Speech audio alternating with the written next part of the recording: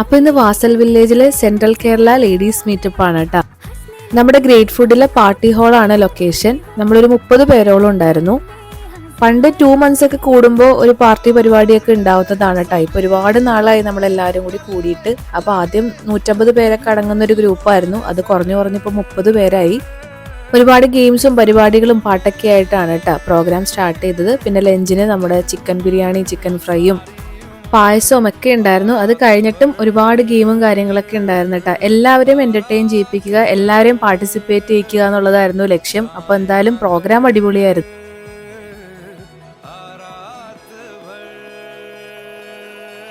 അവസാനം ഒരു DJ പരിപാടി ആയിരുന്നു കേട്ടോ. പിന്നെ അതിനുശേഷം നമ്മളൊരു റീൽസും കാര്യങ്ങളൊക്കെ എടുത്തിട്ടുണ്ടായിരുന്നു. എല്ലാവരും കൂടി കൂടിയപ്പോൾ ഒരുപാട് സന്തോഷം.